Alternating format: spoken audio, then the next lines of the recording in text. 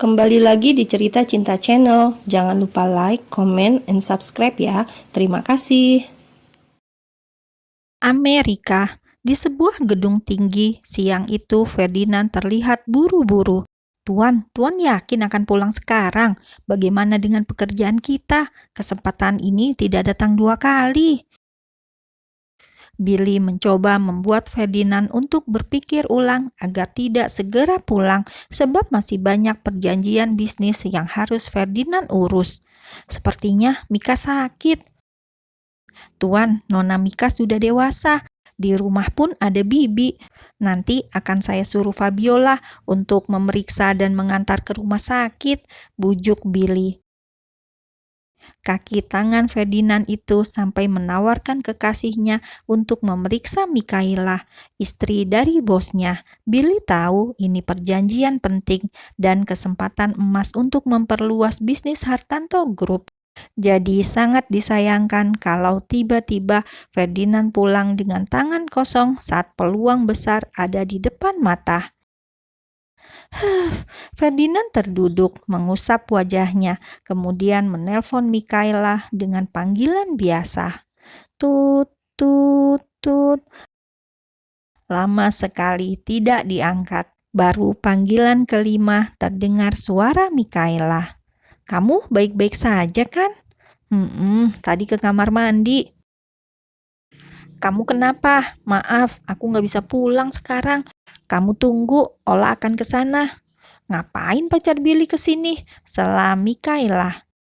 Nggak apa-apa, aku nggak enak kamu di rumah, sedang aku ada di sini. Mika nggak apa-apa, cuma masuk angin. Ini mau minta kerok Bibi. Maaf ya, ini kerjaan masih banyak, aku belum bisa pulang, ucap Ferdinand sedikit menyesal, kemudian menatap Billy yang menelpon seseorang. Mungkin Billy menghubungi kekasihnya. Ini Bibi udah di kamar, mau korokan dulu, udah ya, Mika mau istirahat juga, sudah larut malam. Iya, mana Bibi, aku mau bicara. Mika kemudian berbaring. Sebelumnya ia memberikan ponselnya pada ART yang selama ini menjaganya sejak kecil. Bi, iya tuan. Tolong awasi Mika, jaga pola makannya. Baik tuan. Satu lagi, pastikan dia tidak telat makan. Paksa makan sayur dan buah. Titah Ferdinand cerewet. Bibi menatap Mikaela, bagaimana mungkin dia memaksa nona mudanya itu karena akhir-akhir ini tidak selera makan, malah hanya makan buah yang cenderung masam, pasti asam lambungnya naik, pikir Bibi. Baik tuan, kata Bibi kemudian. Ya sudah, titip Mika ya Bi. Iya, akhirnya telepon pun terputus. Ngomong apa Bi? Tanya Mikaela kepo. Itu disuruh maksa non Mika makan. Mika langsung terkekeh. Terus apa lagi? Suruh makan sayur sama buah, jawab Bibi lagi. Ya ampun, dah kayak anak kecil aja. Suami Mika lucu ya Bi? Tanya Mika sambil curhat sama Bibi yang paling lama kerja di rumah itu. Bukan lucu non, tapi perhatian sekali sama non Mika sejak non kecil. Senyum Mikaela langsung lenyap. Jika ingat masa kecilnya, ia hanya ingat tentang kesedihan dan rasa kehilangan. Bi, ya non, kalau mami sama papi masih hidup, mungkin Mika nggak akan menikah sama Om Ferdinand ya Bi. Sambil memijit, Bibi mengatakan apa yang ada di dalam kepalanya. Belum tentu non, bisa iya, bisa tidak. Jodoh kan misteri non.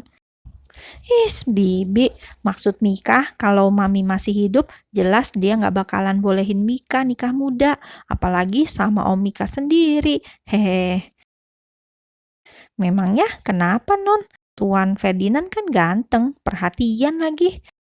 Mika terdiam. Ferdinand memang sosok sempurna. Siapa sih yang nolak pesona pria dewasa dan matang tersebut?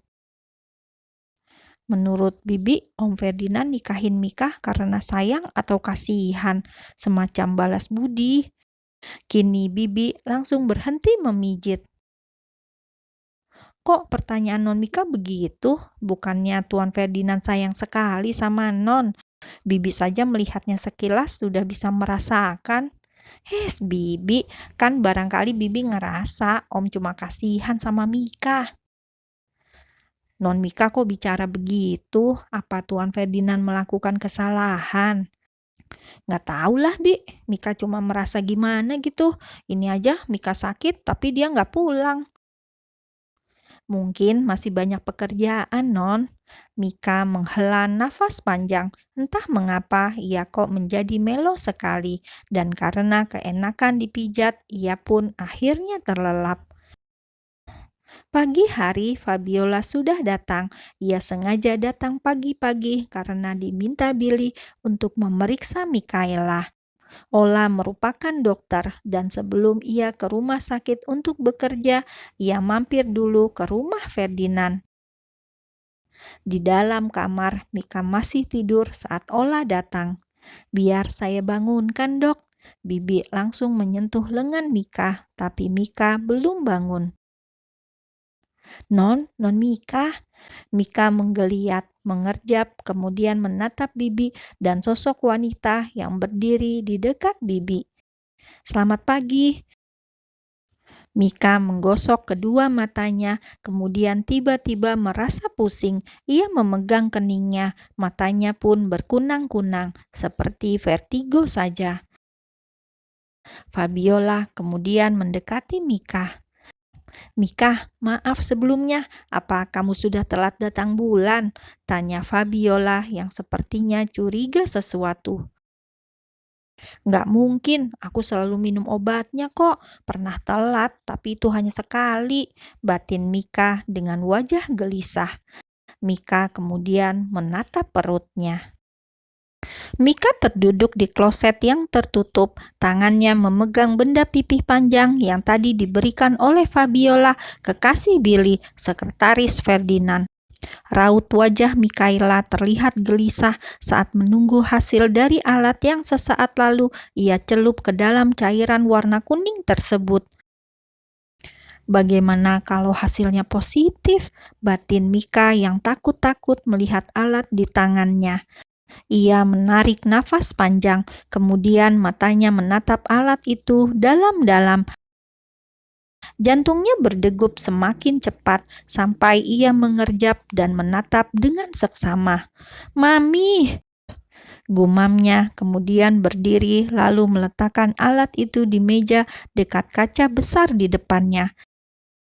Mika melirik alat itu, kemudian menatap wajahnya sendiri. "Mami, ini nggak mungkin. Mika bahkan belum 20 tahun." Mika seolah bicara pada mendiang ibunya. Terlihat sekali kalau ia separuh ketakutan, terkejut, dan panik. Ia kemudian mondar-mandir di dalam kamar mandi. Sampai akhirnya sebuah suara ketukan pintu membuatnya menatap sumber suara. "Mika, apa kamu baik-baik saja?" Fabiola juga berdiri di depan pintu kamar mandi karena Mika belum keluar sejak beberapa saat lalu. "Tok tok tok." Mika menyalakan keran, membasuh wajahnya, kemudian mengusap dengan berat seperti menahan sesuatu yang teramat berat. Klek, Mika muncul. Dilihatnya Fabiola berdiri menatapnya. "Bagaimana?" tanya Fabiola. Mika yang terlihat lemas langsung memeluk Fabiola. Meskipun hanya seorang kekasih dari sekretaris suaminya, nyatanya Mika merasa Fabiola seperti teman juga kakak. Karena sikapnya yang baik selama ini, meskipun jarang bertemu. Tapi kalau ketemu, biasanya Fabiola bersikap hangat. Mika yang kurang kasih sayang keluarga pun merasa nyaman. Seperti sekarang, ia peluk pacar Billy sambil menangis.